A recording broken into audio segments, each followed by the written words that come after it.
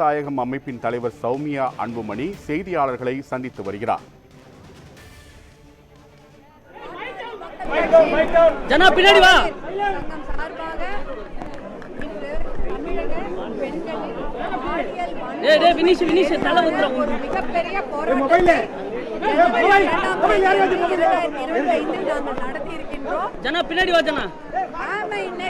அப்படின்ற தலைப்புல இந்த போராட்டத்தை நடத்தி இருக்கிறோம். ஏன்னா தமிழ்நாட்டுல நிறைய பெண் குழந்தைகள், நிறைய மகளிர் பெண்கள் இந்த பாலியல் வன்கொடுமைக்கு ஆளாக்கப்பட்டு துன்புறுத்தப்பட்டு இருக்கிறாங்க. அப்படி இருக்கிற போது அந்த வரிசையில இதுலயும் யாராவது ஒரு பெண்ணு அவங்களா, அடுத்தது நாங்களா, அடுத்தது நாமா, அடுத்தது நீயா, அடுத்தது நானா அப்படின்ற கேள்வியோட எல்லா பெண்களும் முன் வந்து இந்த போராட்டத்தை நாங்கள் நடத்தி இருக்கிறோம். பாட்டாளி மக்கள் கட்சி சார்பாகவும் மருத்துவர் ஐயா அவர்களின் வழிகாட்டுதல் சார்பாகவும் பாட்டாளி மக்கள் கட்சியின் தலைவர் மருத்துவர் அன்புமணி அவர்களின் ஊக்குவிப்பு காரணமாகவும் இந்த மிகப்பெரிய போராட்டத்தை காலையிலிருந்து நாங்கள் தொடர்ந்து நடத்தி கொண்டு வருகின்றோம். இதற்கு மிகப்பெரிய ஆதரவு அளித்த எங்களுடைய ஊடக நண்பர்களுக்கும் பாட்டாளி மக்கள் கட்சியின் மகளிர் அணியினருக்கும் எங்களுடைய சகோதரர்களான பாட்டாளி மக்கள் கட்சியின் அனைத்து சகோதரர்கள் அவர்களுக்கும் என்னுடைய மனமார்ந்த நன்றியை நான் இன்னைக்கு தெரிவிச்சுக்கிறேன். இன்னைக்கு காலையிலேருந்து வண்டிகள் வர ஆரம்பித்து விட்டது. இப்போ என்ன பண்ணிட்டாங்க, திருவண்ணாமலையில் உழவர் மாநாடு நடந்தது. அங்கே வந்து ஒரு 100-200 தான் காவல்துறை போட்டிருந்தாங்க. நாங்களே போனோம், பார்த்தோம். வழி சொல்கிறதுக்கு கூட காவல்துறை போடலை. ஆனால் இன்னைக்கு இந்த பேரணி நடக்க போகுது, வெறும் கண்ணன ஆர்ப்பாட்டம் தான் நடக்க போகுதுன்னு கேள்விப்பட்டவனே ஐயோ உழவர் மாநாடு அவ்வளோ பெருசாக நடத்தி காமிச்சாங்களே, இவங்க என்ன பண்ணிடுவாங்களோன்ற ஒரு யூகத்தில் கிட்டத்தட்ட வள்ளுவர் கோட்டம் தான் அந்த பேரணி இது கண்டன ஆர்ப்பாட்டம் நடக்கும் இடம். அந்த இடத்துல 350-400 போலீஸ் குவிக்கப்பட்டிருக்கிறது. நாங்கள் என்ன அங்கே வந்து போராட்டம் பண்ணுவதற்கும் மகளிர், வாய் பேச முடியாத குழந்தைகள், ஊமையான இருக்கக்கூடிய குழந்தைகள், அந்த குழந்தைங்களுக்காக ஒரு குரலாக தான் ஒலிக்க நாங்கள் வந்தோம். அங்கே வேற எந்த ஒரு தவறான எண்ணத்தோடலாம் நாங்கள் வரல. கண்டிப்பாக இந்த குரலை வந்து தமிழக அரசு காதில் எட்ட வேண்டும் என்பதற்காக தான் அவ்வளோ பேர் 2000 மகளிர் கூடியிருந்தோம். பூந்தமல்லி சுற்றுவட்டார பகுதியில் எல்லா வண்டியும் நிறுத்திட்டாங்க. கொடி கட்டின்னு வந்த அத்தனை பெரிய பெரிய வண்டியை நிறுத்திட்டு கொடி கட்டாமல் வந்த சின்ன சின்ன வண்டிங்களை மட்டும் தான் உள்ளே விட்டாங்க. விட்டதே அத்தனை மகளிரும் அங்கே கூடி இருந்தாலும் அவர்களை எல்லாம் வந்து உடனடியாக கைது செய்து மண்டபங்கள், அதுவும் 2-3 மண்டபங்களில் பிரித்து அடைச்சிட்டாங்க. 2-3 மண்டபங்களை பிரித்து அடைச்சிட்டாங்க. ஏன்னா கும்பலாக தெரிஞ்சா பெரிய போராட்டமாக இருக்க போகுதுன்னு. இத்தனை ஸ்ட்ராட்டஜி பண்ண காவல்துறை இதே ஸ்ட்ராட்டஜியை பண்ணியிருந்தா எத்தனையோ பெண் குழந்தைகளை காப்பாத்திருக்கலாம் இல்லையா?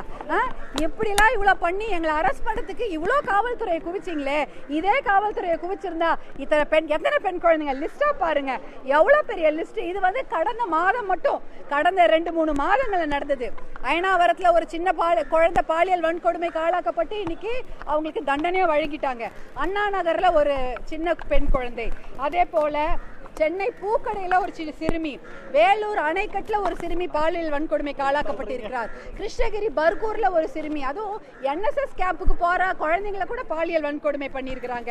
திண்டுக்கல்ல பட்டிவீரன்பட்டியில, வடமதுரையில இன்னொரு பாலியல் வன்கொடுமை, புதுக்கோட்டையில கந்தர்வக்கோட்டையில பாலியல் வன்கொடுமை, தஞ்சாவூர்ல ஒரு பெண்ணுக்கு பாலியல் வன்கொடுமை, கள்ளக்குறிச்சியில ஒரு வாரத்துக்கு முன்னாடி ஒரு இளம் விதவை, அந்த பொண்ணுக்கு பாலியல் வன்கொடுமை நிகழ்த்தப்பட்டு அங்கு அந்த சம்பவ இடத்திலே மரணம் அடைஞ்சிட்டாங்க, கொண்டு இருக்கிறாங்க.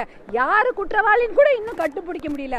மதுரையில அங்கேயும் ஒரு கல்குளம் என்ற அந்த பகுதியில் பாலியல் வன்கொடுமை, காஞ்சிபுரத்தில் ஒரு கல்லூரி மாணவி, அண்ணா பல்கலைக்கழக கல்லூரி மாணவி. எங்க கிட்ட இன்னைக்கு ஒரு வந்திருக்கு பாருங்க அத்தனை லெட்டர்ஸ்.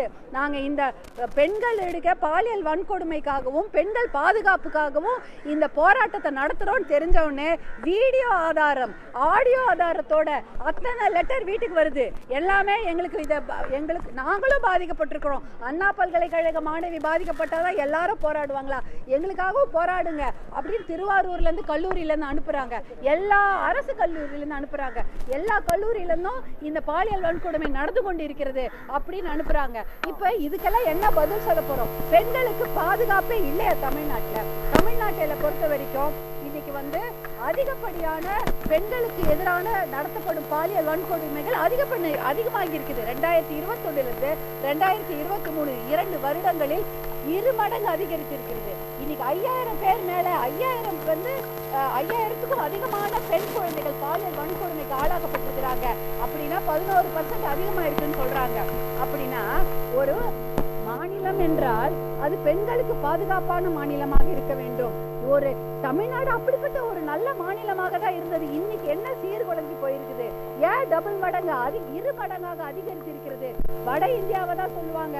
பீகார்ல அப்படி நடக்குது, ராஜஸ்தான்ல அப்படி நடக்கிறது, மேற்கு வங்காளத்துல அப்படி நடக்குதுன்னு. இன்னைக்கு பாதுகாப்பில் பெண்களுக்கு பாதுகாப்பு இல்லாத மாநிலமாக 4வது இடத்துல இருக்குது தமிழ்நாடு. வெக்கக்கேடு.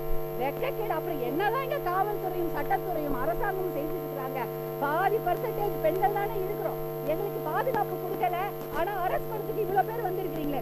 எங்களுக்கு பாதுகாப்பு கொடுக்க எத்தனை பேர் வந்திருக்கீங்க? தனியா நடக்கும்போது அந்த பெண்ணுக்கு பாதுகாப்பு கொடுக்க ஒருத்தர் வந்திருந்தா கூட இந்த பாலியல் வன்கொடுமைகள் நடந்திருக்காது இல்லையா? ஆனா இதையெல்லாம் பார்த்துட்டு சும்மா இருக்கிறீங்க. எப்படி இருக்கிறீங்க? மனசாட்சி இல்லையா? எனக்கெல்லாம் கொதிக்குது. இன்னும் எத்தனை குழந்தைங்களை காவு வாங்குவீங்க? எத்தனை குழந்தைங்க சாவணும் உங்களுக்கு?